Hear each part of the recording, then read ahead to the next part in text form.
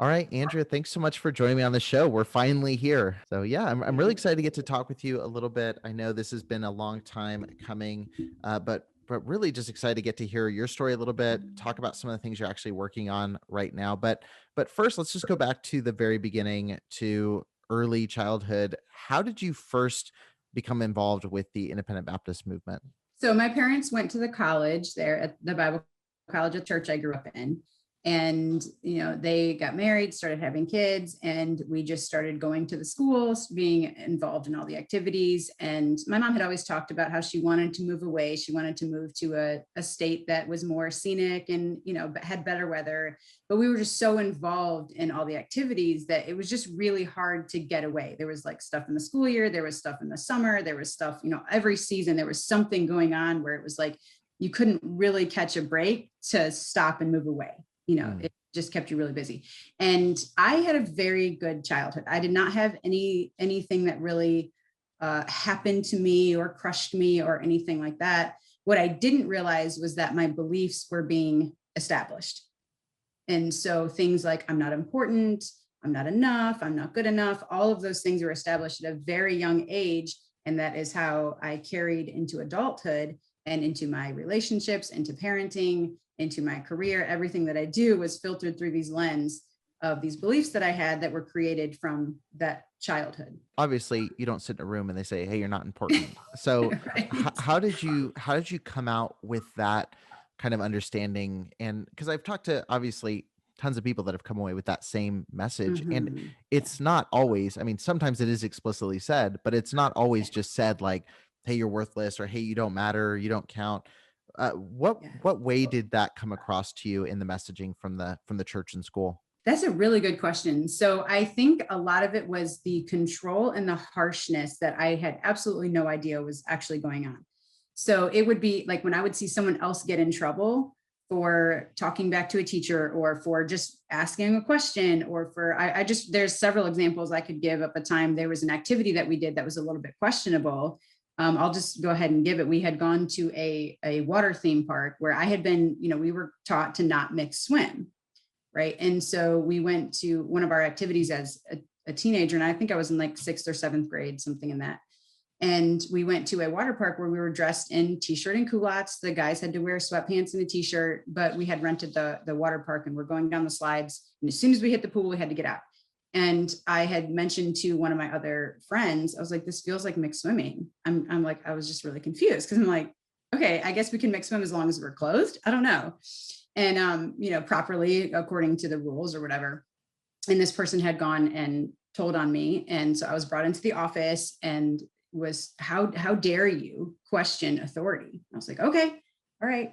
And so it's things like that. I mean, and that's one of probably hundreds of examples where it was just very subtly, my brain automatically said, don't ever do that again. You are not allowed to question authority. Authority is king. That's something that's not really harmful until it is, and like, Exactly. but, Yes. and that's where, I mean, that's where it kind of comes up a lot, is like, there's things I look at, and my wife and I've talked about this before.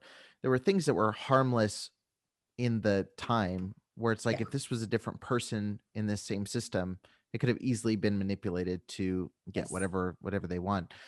You mentioned something I also wanted to touch on, and this is exactly it's exactly what we were talking about beforehand. There's things that come up that you Mhm. don't expect, but one of the Mhm. things that I think is really valuable to talk about is, you mentioned you saw how others were talked to and how others got in trouble, and that taught you a lot and taught you how to act and how to behave. And I was at Mhm. dinner last night with somebody, and we were talking about growing up within this world, Mhm. and we were talking about, it's difficult when you're changing anything about your worldview to talk to Yes. somebody who you knew you grew up with, or that kind of thing, Mhm. because the conversations that you've seen happen behind other people's backs once they leave. Yes.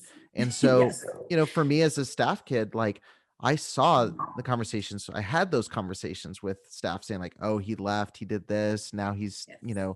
watch out for him." And so, like, no matter how friendly the face is of the person you're sitting having coffee with, like, that conversation's being had somewhere behind the scenes, and it teaches you so Absolutely. much about how to act. It's really, it affects you in a big way. You don't realize it till you're outside of it. And then you Yeah, you realize don't like, realize it until there's things that you want to accomplish, or you start questioning, and then you realize like, hey, some doesn't feel right. Like right, something just doesn't feel right, but you almost don't even know how to question. And what I've realized is that they take yeah, away your ability to critically think, because everything is handed to you. All your beliefs are handed to you. This is what you're going to believe. This is how you're going to believe it. This is how long you're going to believe it. And if you don't, you're wrong. Period. yeah, End of story. And God will judge you. God will bring the hammer down. So if I were you, I would just believe this because it's safe. And yeah, so take away that ability to be able to, especially as kids, you're not able to process things for yourself. A lot of us, and this is going to go a different direction too, but even with parenting, like a lot of us are very good kids. We were good kids. mhm, Yes, we're sneaky. We learned how to be very manipulative and very sneaky, a lot of us, depending on our personality, but we were very good kids. It's not because we wanted to be good kids. It is because we had to be good kids. yeah, And I've heard a lot, your view of your father is the same view that you have of God, especially for women. hmm, And if you're scared to death of your dad or your pastor or your authority, that creates a space where you're now scared to death of God. And so there's a tug of war going on inside of you, because there's things that you would like to address. There's things you would like to talk about or question, or, just settle, but you can't question it, yeah, because you feel like if you're questioning it, you're questioning God. And how dare you question God? right. It's in the Bible. I've shown it to you a million times. Yeah. you know? Yeah, and it backfires, that the Yes. parenting thing's true. Like this is something that I noticed early on, because I was always a question asker. Like that was my personality. My brother was very much the yes sir, yes ma'am, no sir, no ma'am, and no questions asked. And he's changed a lot in that regard, but we're still very different. Like I was always, and my dad said that was the best and worst thing about being my dad, was that I never was just like, I would never just take his word for it. Like I always needed to know Mm, why or what's the reason. And I was lucky enough that he took the time to walk me through, like, here's why we do things, even though now there's things I disagree with the why of certain things. yeah. But there was always this like reason, regardless of whether it was a good reason or not, that's that Yeah. you come into that on your own. But I was glad he took the time to do that, because I've seen a lot of people who know how to act, or they know how to fall in line, but they have no idea why. And that's why they implode when they Yes. leave. And this could be any movement. This could be within a Yes. good positive movement or a negative one. If you don't know why you're doing what you do, it's not going to stick, which is Yes. probably a good thing in this case. But also, like, you're going to do a lot of things that could be dangerous to you because you're not asking the right questions. Like Yes. you're just going for it and going full stop. Yeah, and like you said, it's not just about religion. It could be political, it could be cultural, it could be religious. Like if you don't know why you're doing what you're doing, that is where the beliefs are created. Yeah. And often, I don't know if you've heard this, I'm sure you have, in this community, where they say things like, get them when they're young, Hmm. because if you can get them to believe this by the time they're 5 years old, your beliefs stick with you. And they're accurate. They're accurate in the fact that 99% of our beliefs are established by the time we're 5 years old. But an outside force does not get to control those beliefs. And that is what they don't understand, is that when you force me to, obey you, because otherwise you're going to bring the hammer down, the belief that I create for myself and that I establish and live all the way out into my adult life for the rest of my life, unless I'm aware of this is what is going on. But the belief that I create is men are scary. That's actually the belief that is going on in my brain. It's not, oh, I better obey so I can make my dad happy. It's that grown men are scary. Yeah. I carried that into my relationship. My husband was a grown man who was scary, Hmm. and those, again, that's one example of many that are actually created by the time you're 5 years old. And so that is why, and they always go back to the Bible verse, train up a child in the way he should go, and when he's old, he'll not depart from it. And that is not talking about spanking, in my opinion, of course. This is my perspective. It is talking about, if you train your child to be scared of men, by the time they're 5 years old, they will carry that forever. That will never go away unless they renew their mind. Hmm. And the only way that you renew your mind is by being aware of that is a subconscious belief that is going on in the background. Then you can change it. Yeah. So yeah, those are actually the beliefs. Another one is reading the Bible, right? We're constantly told to read the Bible. And the belief that I actually established was Bible's boring. Bible's just boring. That was the belief that I had from the time I was 5 years old. Like I would fall asleep in church and I'd be like, when is this going to be over? It felt like days, I'm like sitting there in church, like a foreign language is being spoken to me. And it wasn't the belief and my parents, they tried to do, like, they wanted this to be a belief that church is good, but that's not the belief that came out of it, because it was a controlled situation. Yeah. Does that make sense? And so the that I ended up walking away with was the Bible's boring. Church is boring. When is this going to be over? Yeah. And that came through. So when I'm a teenager, that's the belief I was living through. Church is boring. And then I had to pretend like it wasn't boring. Right. Yeah. It's been a conversation that we've had a lot. Like I have a almost 4-year-old. And so, it's an interesting conversation because, my default when I found out we were pregnant was like, I was thinking through all those things, like, oh, we got to do this, we got to do this, we got to think about this. And I've almost, I hope people understand what I'm saying when I say this, because I'm sure I'll get some people that get upset by this, but like, I haven't been hyper, I haven't been very heavy handed with like pushing my belief systems on her, like I've been, and that sounds very new age parenty of me, but like, obviously we have rules and things and safeguards and all that kind of stuff. But as far as like religious beliefs, we talk about God and we talk about Jesus and we talk about those things because it's going to come up. Like if we talk about it, it's going to happen. And so like she knows that's important to us. But that's kind of what I want it to be, is like I want her to see like, hey, this is important to us, but I don't want to get her. I don't want to do exactly what you just said, which is I don't want to get her used to a rhythm or a routine of this. Like, because one, it doesn't benefit anybody. Like it might benefit my ego to say like, oh, look, my kid's going to Sunday school or this kind of thing. But it doesn't benefit her, because if she's just going through the motions and doesn't really believe it, that's no value to her.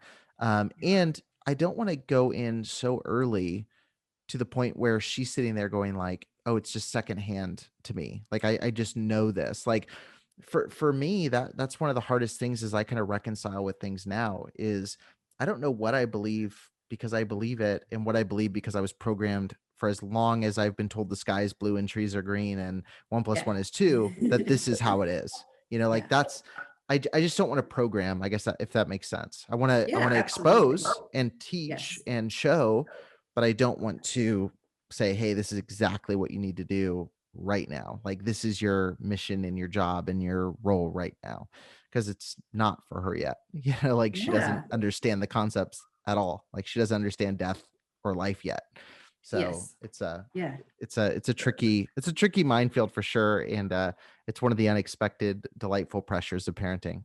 So and see, I love the way that you said that, because if you call that a delightful pressure, that is how you're going to experience that. Where this is one thing that because I get that a lot too, is like, this is what I don't want. I will ask moms, what do you actually want? And they're like, well, I don't want my daughter to be doing this, and I don't want my son to be here, and I don't want, and I'm like, and I listen, I let them finish, and I'm like, I want you to notice what you said. Everything that you said was, I don't want my daughter to end up, to grow up and marry somebody that like I married, and I don't want. I'm like, okay, that's great. We know what we don't want. But when you focus on what you don't want, you create more of what you don't want. So let's focus on what you actually want. What do you want? They could be physical. They could be emotions. They could be anything. Like, do you want a boat? Do you want to just feel happy? Do you want to start a business? Like, regardless of, if you can. And this is the other thing that I have that I deal a lot with, and the people that I work with, is they're like, but you don't understand. My situation is different. Their situation, everybody's situation is always, that'd be nice if, but my in the way, my husband's in the way, my brother's in the way, my dad is in the way, my aunt is in the way. You just don't understand. I can't have what I want. And to that, I would encourage anyone who is feeling that way, like they just can't. Like, I want to start a podcast, but what are people going to think of me? Because when we grow up in this environment, we are petrified of what people think of us. So I definitely want to talk about what you do currently. I think we'll dive into that in a second. I am curious to know really quick, what led to you actually stepping out? Because you had an experience similar to mine where you said, it wasn't overtly negative. Like there were things that were harmful, but it wasn't downright abusive. Like I can't say, like, I'd be lying if I got on my podcast and said, I was abused for 18 years and Right. there were harmful things that I was involved with that now I see had negative effects. But, I'm pretty soft on my background. Like it is what it is. Like I have a Yes. lot of good positive things. So you have a similar story. What is it that made you say like, okay, I'm going to close the door on this chapter of life and step outside of this? Like, was it just a slow kind of slipping away, or was it something where it was like, this happened and I was like, you know what? I'm going to step out of here. No, that's a really interesting question. So uh, it was kind of a slow slipping away, but it was also not at the same time. So as it was a slow slipping away, I got much more adamant in the church, and I would lash out at people who left. I would criticize and judge people who, they would leave and say things like, "Oh, I've never been more happy in my entire life," and I'm like, "You just wait, the devil's You're going to lying. lying. You're miserable." And I was extremely jealous of those people who were able to leave. That was about a 10-year period. So Mm, I was still in church. I was still, showing up Sunday morning, Sunday night, Wednesday, Saturday, Tuesday, Thursday, like all the stuff, right? And involved as many programs as I could. I wanted to be the face and the name and like, recognize me, please. yeah. Because I wanted to have some sort of importance. And I think deep down, I really wanted to just make sure that there was something to this. So anyway, what happened was when I was still at the church that I grew up in, I think they saw that I was kind of slipping away, and I had potential to be a pastor's wife, youth pastor's wife. And that is what I was constantly told. When I first started dating my husband, I was told, somebody asked me, where did he graduate? And I said, Pensacola. And he responded, I would not touch him with a 10-foot pole. I'm like, you don't even know the guy. You've never even met him, and because he graduated as an engineer, it was like, no, you're supposed to be a pastor's wife. Leave him. Like, what are you doing? Come on, woman. What, like, come, we've invested so much time and effort into you for you to just turn your back on us. And I was like, oh, okay, I can't. So it was that control that I didn't really realize was going on, and I didn't want to let them down. Well, what happened was there was a situation where I had been accused of reading psychology books. And so How I don't dare you? but someone called me up and was like, hey, so-and-so told me that you're reading psychology books. Now, mind you, I had no idea what psychology was, had never heard of psychology a day in my life. Well, I take that back. I probably had heard it, but at some point in time, but didn't know that I heard it. And so I went to the public library and I looked up psychology. I typed in Google and I put in SICO. I was like trying to sound it out. And I saw, did you mean psychology? And I'm like, yeah, I guess that's what I meant. And so I started reading psychology, and I saw that it was the study of the mind, and it absolutely fascinated me. I probably sat there for 2 hours reading article after article after article about psychology. And so that is when I actually started getting into psychology. Well, fast forward a little bit, I started an e-commerce shop, and I had to learn consumer psychology to understand buying habits and patterns. And that led to behavioral psychology. And that's where I'm at right now. Is I have been just fascinated. I found that is where my talent and where my expertise is understanding behavioral psychology and understanding behavioral patterns, belief systems, and helping people to identify them and work through them and move away from that, rather than just living in the same perpetual loop over and over and over and over again. Yeah, that's really awesome, and it's funny that kind of had the reverse effect. Yes, much So the reverse effect. Yeah. yeah, the one thing that was really funny was how we ended up getting connected, and I didn't know this till today, right before the Okay. call, and you were saying you were talking about the first time you listened to the podcast, Yes. you were listening to it to critique it. So Yes, to criticize and judge, and how so dare he? so how did you hear about the show initially, and what was kind of what was that initial thought process kind of going into it? So I believe I heard about it from a family member. I don't remember if it was like an extended family member or a sibling, but it was some sort of a family member who had said, hey, so and so, we grew up with them, they're on this podcast. And I was like, okay, so I go look at the podcast and I'm listening to it and I'm like, oh, what a bunch of baloney. What a bunch of babies. Like, come on, grow up, stop complaining, stop whining. Like, everybody has circumstances. We all, no matter where you grew up, you have things that have been difficult and blah, blah, blah. Like, just deal with it. And the reason I was so harsh is because what I've realized also in my study is that a lot of times what we reflect on, what we deflect to other people is actually a reflection of yourself. So in my criticism and judgment and like, come on, grow up, that is actually what I was feeling, where I knew something wasn't right and I wanted to get out, but I didn't think there was a way, which is why the title of the book is Uncaged. I really felt like I was caged and that there were people sitting on top of my cage, holding my lock, and was like making sure that there was no way I was getting out. I became fascinated with all the different podcasts and I was, what's the word, like kind of consumed with this has got to stop. And you're ruining the name of Christ. You're doing all this. Well, in the meantime, I was studying psychology.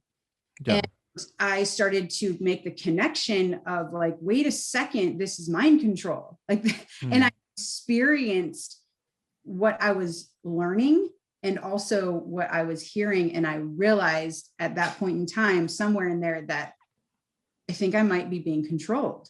I didn't want to believe it because it shook my whole world. I was like, I can't tell my husband. He, for the longest time, had absolutely no idea that I was studying psychology. He had no idea. And so I was hiding things from him. I was hiding things from the church. I was hiding things. Like, I just lived two different lives. I was hiding. I was not the person that I was showing up to be. And then I started hating it. I got very resentful. I was like this prickle ball that if you said the wrong thing or did the wrong thing or wore the wrong clothing or whatever you did around me, I would just blow up. And I start trying to contain that behind closed doors. And there were times where it would blow up out in public. And I'm like, oh, you can't do that. You got to. And I just started to hate the person that I was becoming. And I was like, something's got to go. Like either my husband has to go or I have to go, or like something has to happen. This cannot go on like this any further. Right. Yeah.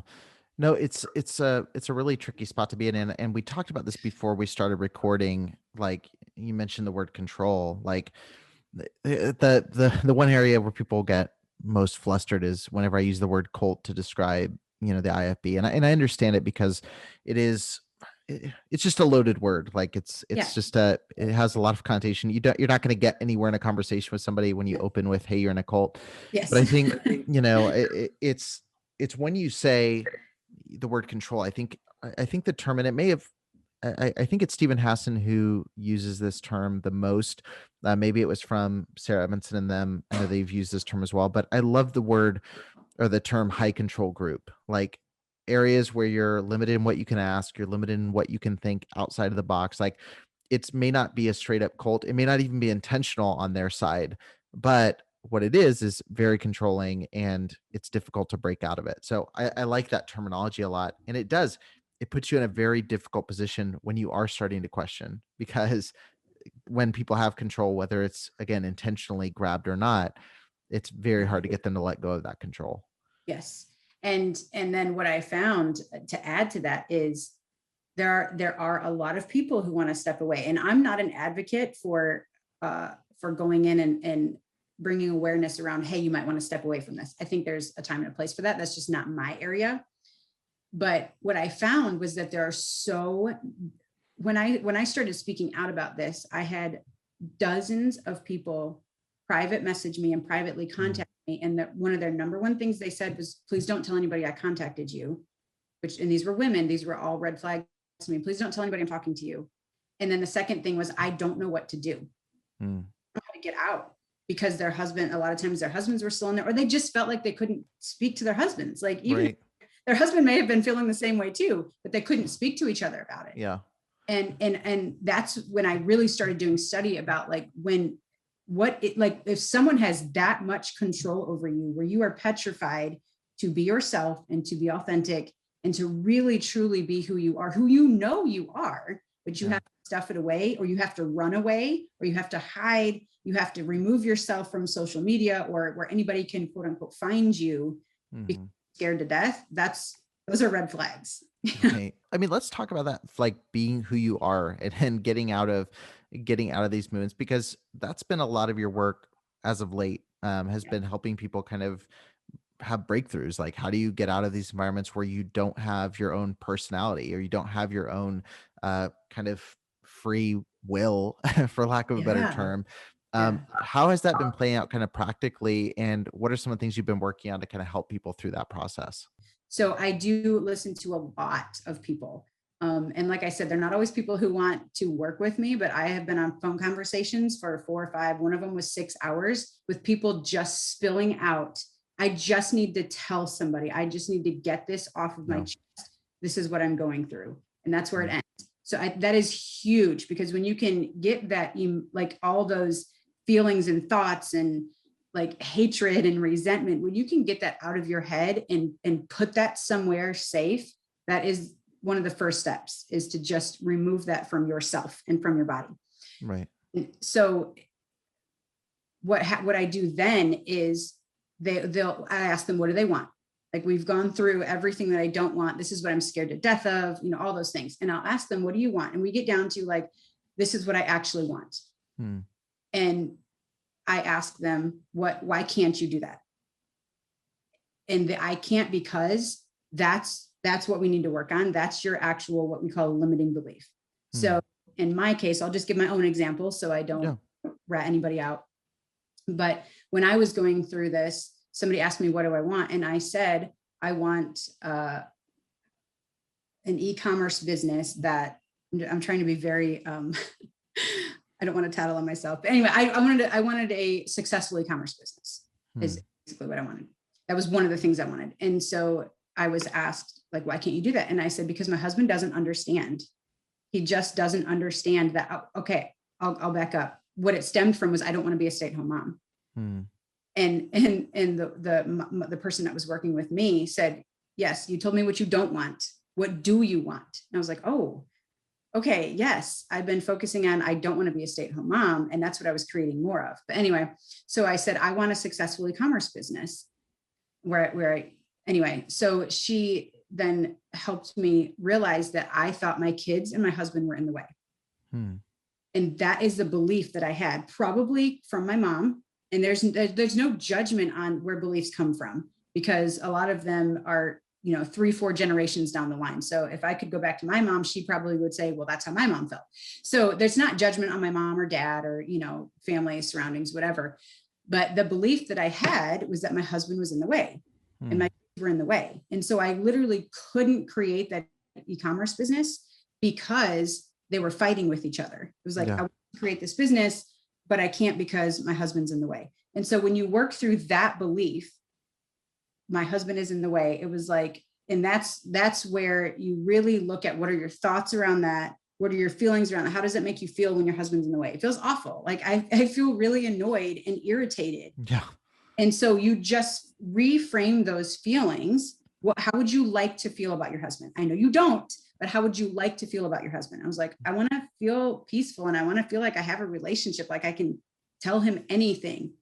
And so it's just understand, it really is focusing on what you want rather than what you don't want. I remember when I was growing up, I had a friend who grew up in Texas, and he talks about the first time that he ever went rattlesnake hunting with his dad. And I was like, okay, that's kind of rattlesnake hunting. It's a Texas story. So. I know. I was like, I'm gonna move to Texas. But so he talked about how he was going rattlesnake hunting, and his friends were jealous and all this kind of stuff. And his dad was telling him, look, you got it. When you come upon a rattlesnake, this is what you do. And, all the instructions. Right. And so he said the day that they went, they were searching and searching and searching, and they found not a single rattlesnake. And he's like, I can't go back to school and tell my friends I didn't come up with a rattlesnake. That would be super embarrassing. And then, he says, as they're walking, all of a sudden his dad holds his arm out and he's like, stop. And he looks up, and there's this rattlesnake just staring at them with these beady eyes, looking like it's scared to death. And he said, in that moment, all I wanted to do was run away. And he said, I didn't realize that I got what I was looking for. And that's stuck with me, and it kind of popped back up into my awareness as I've been doing this work. And I was like, how many of us are actually searching for something we don't even want? Yeah. We don't want to be a stay-at-home mom, but that's what we're searching for, because that is what you're focusing on. And you're actually searching for that. You're searching for all these things you don't want. And then you're upset when that happens. I had someone tell me recently, I've always been afraid the bottom is going to fall out. and the bottom fell out. And I was like, yes, because for the last 15 years, you've been searching for the bottom to fall out. And then you hated that. Yeah. That's super. It's funny because one of the things that, because I do a lot of business coaching, actually, I help people with businesses start podcasts. So I work with real estate investors, and I was just in Cleveland with one of the clients like just recently, but it's one of the things I've talked about, which is, coming out of the movement, whenever someone says a word like manifesting, like your red flag, all these alarms go off in your head. Yes. But there, I don't think there's some mystical element. Like I've talked to people who do, like there's some, woo woo, like literally in the last like month or two, like I've closed some big sales all by myself, like, woo, like it was cool. But it was because I was going into it, not saying, I'm not going to do it. I'm not going to do it. I'm not going to close it. And I think that plays out. Bring it back to the other world. And I'll just use myself as an example again, because I won't get mad at myself for talking about myself on a podcast. Right. Is, even with mental health stuff, oh, I just get depressed, or, oh, I just get, I'll never get over blank, or I'll never, it's always going to hurt that blank happen, and is some part of that. Yeah. It's always going to be there. Like, even if you have a scar, sometimes that scar is going to like itch a certain way, or feel like that part of your body is never going to feel exactly the same way. But I find that I myself, and I see a lot of other people do this too, is I can get into this pit. I got into this like 2 weeks ago. I found myself in that lull where I'm going, I'm just never going to get over that, or that's always going to hit me, and it's, you have to change that mindset to go like, I'm stronger than this. I can get through this. I can accept it for what it is. And I can also be, I can have messed up here. I can have had a bad experience here, but also I can be a good dad. I can show up at work. I can, I can sell, I can do all these things without that being this constant crutch that I'm leaning on. And the last thing I'll say on that is, there's a guy I was just in Costa Rica. I got to travel last few weeks. It's been cool, but I was in Costa Rica with a guy, another client, and we were sitting there talking, and he was chatting a little bit about like pain, and he's been through some, he's lost a spouse, he's had a lot of really bad stuff happen last year, and he said your pain can be a crutch, or it can be the thing that launches you. And for me that was huge. Like I was sitting there going like, your story is way, I know you don't compare stories, but I was like, your story is way worse than mine. It's way more difficult than mine. And but him saying that was super true. Like it's really easy to just rest on like, well, that's how it was. I grew up I wasted 18 years, or I didn't go to college because I was stuck in this, at a certain point you have to take that step and just say like, I own it now. I didn't own it then, but what am I going to do moving forward? Yeah. And to add to that, if something doesn't feel good, that is your indication that it is not true. And back to the manifesting thing, especially in this environment, so many of us have been taught to ignore our minds and to more with our minds. We are not taught how to use our minds. Your mind and your brain work in tandem with each other. That is the free will that God created us to have. So your belief systems, your mind, all of that works together. And I wanted to touch on the manifesting point really quick too. A lot of people think that manifesting is woo-woo. And what they don't realize is that they manifest every single day. If you go back 10 years ago, I don't know how old you are, but go back 10 years ago. Were you married 10 years ago? No, I was, I'm going to give away my age. I was 16, 10 years ago. So, but. Okay. So 10 years ago, you wanted a wife, I would assume. Yeah. Right. And you did things, you took action, and you had thoughts that created a wife. I'm like, well, you manifested. Yeah. You wanted kids, you thought about having kids, and you created kids. You took actions. You took actions. With that, yeah. Exactly. That are in alignment with that. You did it subconsciously, but that's what you did because that is what you focused on. So when you say that you've wasted 18 years of your life, that is the lens that you're living through. And that is the result that you create. Mm-hmm. If you look back on your life, you'll actually realize that a lot of it was really, really good. There were opportunities, there were blessings, whether you got married or divorced or whatever, had kids, got a job, like moved across the country, took vacations, like whatever, you're missing those because you feel like your life is wasted. And whenever there's a because, it's wasted because of how I grew up. That is your limiting belief. And you're allowing that to hold you back. So I kind of jumped around there for a second, but I also wanted with the manifesting, I wanted to put the science behind that really quickly on how you actually manifest. So in the woo-woo world, I would say it's called manifesting, but in reality, it's just called, that's the human experience. So there was a study done in Harvard, I believe back in 2009, but there was a study done at Harvard where they had brought these little kids into a lab and they hooked some stuff up to their brain and they had them play the piano, just a small little piece on the piano. And these scientists watched which parts of their brain lit up. And then they took the pianos away. They had the kids just sit on this bench and imagine that they were playing the piano. And what they found was that the same parts of their brain lit up. And from there, what they realized is that your brain doesn't actually know the difference between imagination and reality. It's like a computer, as much as I hate to compare it to a computer, but because they're so much more powerful than that. But it is similar to a computer where when you compute something in, it just spits it out. When you type into your computer on a Word document, like I'm a loser and I have no value, it doesn't try to fix it for you and be like, wait, this feels like it's not going to serve you very well. Let's change it up. You hit print and it just prints. Yeah. It doesn't know if it's positive or negative. It doesn't even notice, and it's all neutral. We as humans get to decide the feelings that we want to put around certain words. So if you want to think that if you tell yourself, even if it's subconscious, that I'm a loser and I have no value, that is what that's what your brain will spit out. And that is how you're going to view life, because your brain, again, doesn't know the difference between imagination and reality. And that is why we focus on things that we actually want. So when you focus on something that you want, what your brain is going to say is, I have never done that before. I don't know how to do that. Or like, that's a thought you can have. Like, you want to start a podcast, but I don't know how to do it. I've never done it before. And your brain's going to see that as like, oh, that's dangerous. We don't want to go there. We've never done that before. Yeah. You can visualize that happening, where you can say, if I had a podcast, what are the thoughts that I would think? I would think that value to bring to people, that, if this is a thought that I have in my head, then clearly other people are having an issue with this too, or would like to hear this information as well. And your brain's like, yeah, they're right here. Here's the people. And so it looks like it's manifesting, and it's actually not. It's the design of life. It's how God created us to have our free will and to enjoy the things that we actually want, the desires of our heart that the Bible talks about or whatever. So yeah. Behind that. Yeah, no, that's super helpful understanding it. And yeah, and I'll add one more caveat to this as well. And then I definitely want to ask you about your book. I know we're getting near the end here, but I just, the other piece of this I want to make sure I cover too is yeah, mindset's super important. You can interpret things a lot of different ways. You can work with past experiences and pull the good and the bad and all that sort of thing.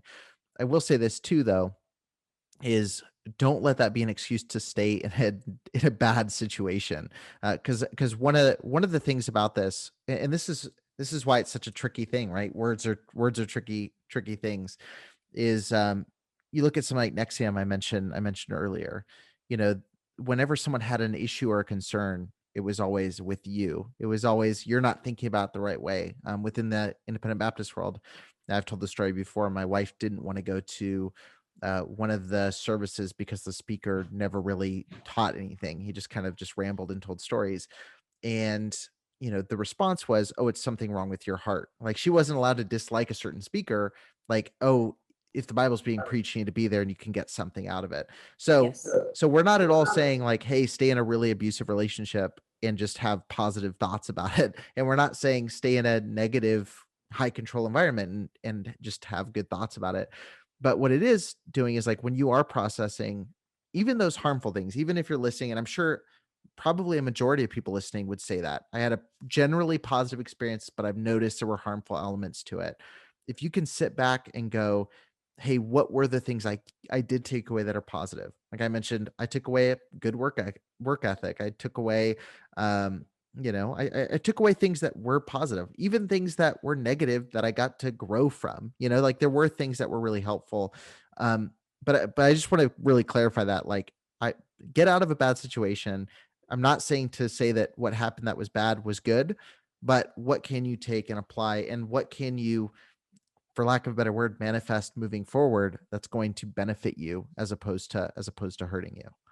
Yeah, absolutely. And I feel like my story is really, if we really stop to think about it, we could all come up with this. But same with the psychology situation, where that was my talent and expertise in area. I love it. I could spend 10 to 12 hours a day studying psychology. I often tell people my favorite day of the week is Monday, because I get to get back up and like get back into this. But I don't think I would have come across that had I not been accused of going to the library and reading psychology books. Yeah. And yes, there's always a learning, like there's redirection. You learn. Yes, to your point, there are things that are good that come out of it, only because that is the design of life. The situation may not have been good, but you can use it to your benefit. Right. 100%. Well, I know we're coming up near the end here. I do want to get a chance for you to talk about your book. Can you just let them know a little bit about it, about Uncaged, talk about kind of the purpose of it and what people could expect if they pick up a copy? Yeah, absolutely. So one of the things that I found really funny early on when I first started working with people is, this is my background. So that's the only life I know. And so I feel like I naturally gravitated toward people who are also in my situation, who are, asking for help without asking for help. And I learned how to recognize that because I am a psychologist. So that sometimes scares people away. But I learned how to recognize, even with different posts on social media, where it was a cry for help, but that's not what they said. You know what I'm saying? And so when those people started reaching out to me and talking to me, one of the first things I noticed them saying was, "Do you use the Bible?" Because they hated it. It was like, I want zero Bible reference. I want no church reference, nothing, none of that. And I didn't, because I literally just use psychology and neuroscience. That's all I use. And so that was one of the main things that I realized. And then I also realized I had to be very, very careful with my languaging, because I couldn't say things like, do this, don't do that, because it was very triggering. And it's triggering to me too. So there's no judgment there, but I saw that it was triggering. And so that led me to, I just had this idea to write a story where I showed, this is what happens when your mind is reframed. This is how to reframe your mind from any circumstance. It's a very easy read, but it does show circumstances that are completely out of her control, where it's like, but you don't understand, this is my situation. So it shows circumstances that are completely out of your control. It's not something she manifested through her behavior. Some of them are, some of them are not. But I wanted to show the experience of what happens. Like, I wanted to show transformation. So this is where she started, this is where she ended, and this is what all had to happen in the middle to go through transformation. And basically what it is, it's a signature process that I teach. It's called a pivot process, and the pivot is an acronym. So it's the first thing you have to do when you're wanting to make a change. And I'll just back up for just a second. What I found, and we talked about this off camera just for a little bit, but what I found was that so many people, yes, they have awareness that this is not a good religion to be in or whatever. I don't want to be in this situation. So they remove themselves, but they're kind of stuck in this pool. They don't like the person they've become. They do feel like the last 20 years or 30 years of their life have been wasted. And a lot of times what I found, and this was my story, I didn't even marry the person I wanted to marry. I just married somebody in the religion because I didn't know what else to do. I went from my dad's house to my husband's house. I went from this control to this control. And like, this is not what I want for my life. And you feel like you cannot get out of it. That is why the book is called Uncaged. But, and so they feel like they are completely, like, their circumstance is not something that they're able to get out of. And they're in this pool of people who criticize, they judge other people, they're jealous of people who look like they've made it. They know they're not happy with their life, but they're just not sure of what to do. So the first thing to do is to just be clear on your belief system. What is it that you actually believe about life? So you had mentioned a second ago, like, yeah, you can't just think I want to make $1 million and poof, you can manifest it. And it's a very important distinction. And I'm glad you said that, because it is your beliefs about life, not your to-do beliefs. Like, you can't say like, I want to write a book. That's a to-do. And so it's your belief about life. Like, what do you think about yourself as an author? That is going to create whether or not you can actually write the book. So if you believe that you're a bad writer, you're probably not going to be able to make that to-do happen. So it is the beliefs that you have about life, about men, about relationships, about parenting, like about you as a person, about life situations, all of the about decisions. I mean, the beliefs that you have to be very clear on what those are, because only once you're clear on the belief system that you've been living through, can you shift it and reframe it and turn it into a little bit of a different direction, which is where the pivot comes from. And then once you do that, once you're aware, you open yourself up to the I, which is the intelligence of life. You're more in tune with your creativity, with your inspiration, with your intuition, and what people think of you starts to fall away. So you no longer are consumed with, I'm a bad writer. What are people going to think of me? I don't know what I'm doing. This is not going to work out. What was I thinking? My husband's in the way. I don't even want to be here anymore. Like that, all of that mind drama has been, even if it hasn't completely dissolved, you're at least aware that it's there in the background. So you're open to that intelligence. You're open to inspiration, creativity, intuition, all of that. And that is where you can then open up to visualizing what you actually want. You're aware of what you don't want. Now you can start to create like, hey, this is what I actually want for my life.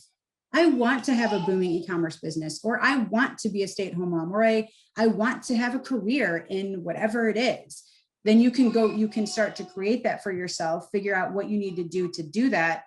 And then once you do that, once you're aware of what you actually want, you open yourself up to opportunity. And there are hundreds of opportunities that pass us by every day and we're not even aware of it because we're right here, like we're staring at the tree. You can't see the forest through the tree. So there's, when you're walking down a path in the forest, all you see are the trees that are right there along the path. You don't see the ones that are 100 feet away. You're not even aware of them. It doesn't mean they're not there. It's just you can't see it. I often say when people are drowning in the ocean, you don't notice the palm trees swaying in the breeze. Like you don't care about those at that point in time. You're just trying to survive. So it's like we pull you out of the ocean and you can sit on the beach and relax. And then you are aware of all the opportunities that have been around you this whole time. You just couldn't see it because you were drowning. And then the T is for transformation. That's when you actually experience the whole process is where you experience transformation. You're on a new path. You're your true self now. Like you've always been that person. You just couldn't be that person because you were surviving. That's why it's so important to be around good people too, is, one of the people I work with quite a bit, like I was telling her, I was like, you don't realize, because she was like kind of getting down on herself about certain things. I was like, you don't realize like how good you are at what you do. Like I was literally, I was like, I couldn't do 3/4 or 1/4 of what you do because like you just work on a different level. Like I said, your brain works in a different way. You're super structured and organized. And like, I was just kind of like, I was like, I'm not just trying to pump your tires. Like you're legitimately super good at what you do. And like, you should feel confident that I said, the fact that you don't realize it means that's probably what you're really good at. Cause we tend to overlook the things that are kind of given skills. The things we think about are what's hard for us. Like if you have a talent, like for me, I have people that go like, how'd you do a podcast? Like I talk with real estate investors that are like, I want to get more people listening to, how did you do it? I'm like, I just did it, like, how did you make a video? I just made a video. I got a camera out and I shot a video, but if I had to create a spreadsheet, like all my brain power is going into how am I going to do this? You know what I mean? Cause like, it's very hard for me. So it's important to kind of look at the things and have outside perspectives that can show you like, hey, you're actually really crushing it here, or you've got a natural gift here, or you're really getting down on yourself for something that is not bothering anybody else. Like it's totally all with you. So that's where I think the healthy community really plays a big part. And reading books, like reading stuff like what you've written, like reading through that and going, is this me? What resonates with me? Like, sure, a lot of this might be fictional or based on something else, but what is it that connects with me that I can pull and learn from kind of moving forward? Yeah, absolutely. Yeah. That's awesome. Like even when people do get down on themselves, that is a show of their belief system. Right. You feel like you're not good enough. It doesn't matter what you do. You could write 20 books and you will feel like it's not good enough, Right. But, yeah. 100%. Yeah. And so I'm glad we got to get a little bit woo-woo today. Yes. But I love woo-woo. I love woo-woo. I've been criticized of getting into spiritual mysticism and blah, blah, blah. And I'm like, nope, it's just mine. It's really not. Yeah. There are people who definitely teach. Yeah. There's definitely people that teach that version of it for sure. Yeah. For sure. And it's a huge turnoff for me. For some people that's kind of their MO, but I think when you get into the practicality of it, it just makes sense. But But yeah, Andrea, thank you so much for jumping on, and I'll definitely have a link to in the show notes to where people can check out your book. By the time this drops, hopefully we can get it to where they can go pre-order it, go check it out, and go see what you have to offer over there. But thanks again so much for joining me on the show. Yeah, absolutely. I appreciate the time. Thank you very much.